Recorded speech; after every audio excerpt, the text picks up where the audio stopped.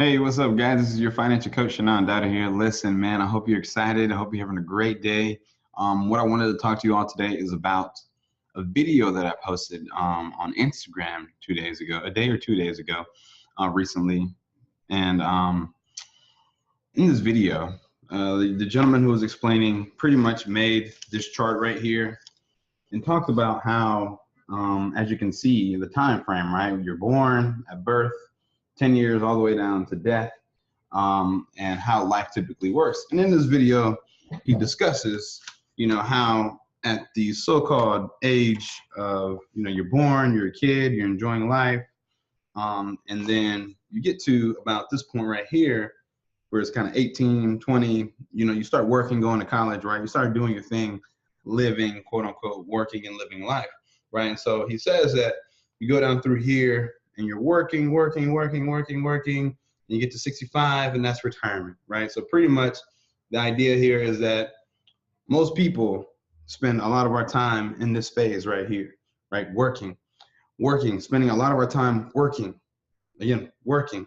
Now, the important thing here, because you spend most of your lifespan, just look at that. Retirement's nice, being a kid is nice, but that's only a small section of your life, right? So if you're spending all your life working from here to here, it's best to do work that you enjoy, work that you love. It should never be, let's wait till the weekend, enjoy my life on the weekends and get back to it, go back to work and the grind on the weekdays. It shouldn't be like that. Life should never be like that. If your life is like that, it's time to reevaluate. And so then it got me thinking, because of course he already did this video. I'm not trying to duplicate it. Understood, message, noted, impactful, great. Now my point was, what stops people from getting here? What stops people from getting to this spot of doing work that they really care about, right? Doing work that they're passionate about. What brings people, happiness with their work versus sadness with their work. Most people, according to Les Brown, 86% of Americans go to a job that they don't like. They do work that they can't stand. That's terrible. 86% of the nation. So why is 86% of the nation living their life in this form or fashion? And so that got me thinking. There's a couple factors. As somebody who's doing work that I love and appreciate now, I can say that I've had the experience to where I can talk about this and break this down a little bit for you guys. So that's what I'm going to do here today. Reason number one why most people never do work that they care about. Reason number one, fear. Fear. You fear the unknown. You fear stepping into uncharted territory. You fear having to do things all over, to do things that you've never done before, go through experiences that you've never experienced before, and you don't like that. That's fear. That's fear. Fearing something that is not real, fearing something that has not happened, right? Being afraid of something that has not happened. That's what fear is. It hasn't happened yet, but in your mind, you're afraid of it because you feel like it's going to happen. Pretty much you're trying to say you predict the future when in reality you don't, right? And so number one, the biggest thing is fear. If you can extract this fear from the decisions that you make in the future, it'll shape your life differently. It'll give you a sense of swagger, a sense of confidence. That'll put you in a position where you can really dominate, okay? Number two, most people, this kind of ties to the fear piece, but most people aren't willing to make that step back, right? When you start something new, when you go find a new career, that means you're going to have to humble yourself. And this can tie to a couple of the points that I want to make, but you have to humble yourself, meaning that in order to take a few steps to have that progress that you want, to have that growth that you want, to have that success that you want, you're going to have to take steps back. Most people don't want to do that. Most people don't want to take the steps back. Most people don't want to give up their car note. Most people don't want to give up the place that they live because they're living comfortably now with their salary. Most people don't want to make those sacrifices. And because most people don't want to make those sacrifices, that's what causes people not to even get into the place of pursuing their dreams or their goals. Because why would I go pursue a career that's more exciting to me and I love when the career that I'm in right now, even though I dislike it and I guess, hate it, is causing me to spend money that I would not necessarily have if I took that pay cut, if I went into, let's say, a nonprofit, if I went to a less paying job, if I went to start my own business, which means I'm going to pretty much lose my income and start back over, right? Most people don't want to do that, right? So there's this sense of not willing to make sacrifices so you can get ahead, right? Because you get accustomed to the money, but you don't want to get accustomed, but you hate the job, but you're accustomed to the money. Why not love the job? So when you get the money, you get money and you love the job, man. See how it works? But anyway, point number three, you believe, you follow what you've seen, right? You follow what you've seen, you follow what you've seen in society, or you follow what you've seen from your parents. Most of us have this idea that going to work and doing jobs that you hate and dislike are part of life. No, that is not a part of life. It's a part of American life, but it's not a part of life. You don't have to go to work and do jobs that you don't like just to provide and take care of your family. That can lead to spiritual death, right? That can lead to the death of your soul. Granted, your family might be ahead, but you might have died spiritually over in life, right? So I don't want you to do that. Now, granted, there are pioneers. There are people who were troopers and did that. My parents did that. I'm sure probably your parents did that too. But at some point, we have to start transitioning from everybody making sacrificial, doing jobs that they don't like to make money that they really, from sources that are really killing them, right? So you have to, at some point, allow yourself to be different. Allow yourself to take that period of sacrifice. You might not live up to the financial timeline of your parents. You might not live up to the financial timeline of your peers, where you are sitting here making, you won't be making what your peers are making, who ended up staying in jobs that they didn't like, or the corporate world that they didn't like, but they're making money, and it's okay. But you have to reestablish that and define that for yourself. All right. I hope that makes sense. Number 4, you should believe, I believe that, okay, I guess this kind of ties to point number 3, but the idea that work should be, punishment, the whole, yay, it's Friday, oh God, it's Monday mentality, right? You believe that it's okay to suffer at work. If you do this, I promise you, we just saw the timeline, right?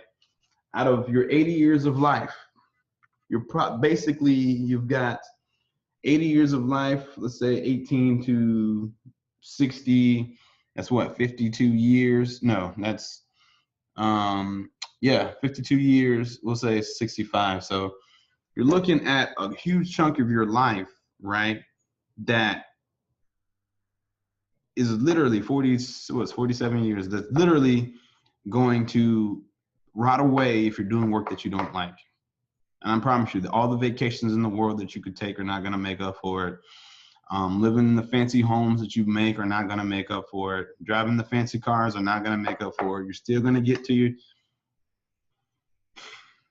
one of the biggest studies that I've read and paid attention to, which kind of woke me up a long time ago, which is probably one of the reasons why I'm where I am today, is they polled people who were on their deathbed, in their 70s, retirees who were on their deathbed in hospices and retirement homes. And they posed and they asked them, what was one thing that you regretted? And was not living life on their own terms, not doing work that they cared about, right? Not spending their life doing the things that mattered. They had regret at the end of the day. And so I don't want you to live your life to have that kind of regret where you wake up and you're like, oh God, like I spent 70 years on this earth and I didn't do anything that really meant anything, right? Yeah, the trips are nice. Yeah, the cars are nice. Yeah, the house is nice. But how great does it feel when every day you step in doing work that matters to you and you see the result on the people, the services that you offer, or the products that you offer? That's what it's all about. So get away from this yay, it's Friday, oh God, it's Monday mentality. Live your life to where you say yay every day. You're grateful for every day, every opportunity that you get to breathe and see the daylight. Okay. Number 5, and this is the big point. This is, my lane, my area. This is one of the reasons why I feel like a lot of people have not progressed financially or in their career, and they don't live their life to the fullest, is because a lot of us, unfortunately, we have a ton of debt. Yes, a lot of us, we have too much debt, right? And we make a bunch of bad financial decisions, right? We're sitting here racking up student loans, credit cards, debt, all kinds of things, right? And then we wonder why we can't step away from that career that we don't like. We can't step away from that job that's killing us on the inside because you got that car note, that $500 car note. That's the average car payment in America today. It's keeping you at that job. That $600 student loan payment is keeping you at that job. That $300 in credit card payments over a couple multiple credit cards that you got is keeping you at the job, right? That finance furniture and TV that you bought from Ashley's Furniture or Best Buy or wherever else, it's keeping you on the job.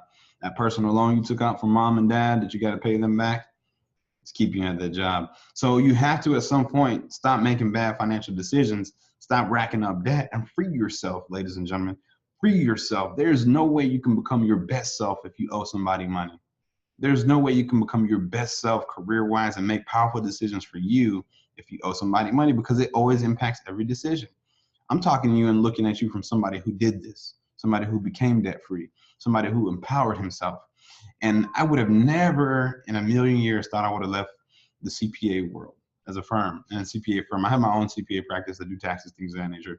I didn't leave the world completely, but leaving a firm that was probably one of the best places to work in Atlanta at the time, to leave that, to go start my own thing, I would have never thought about that.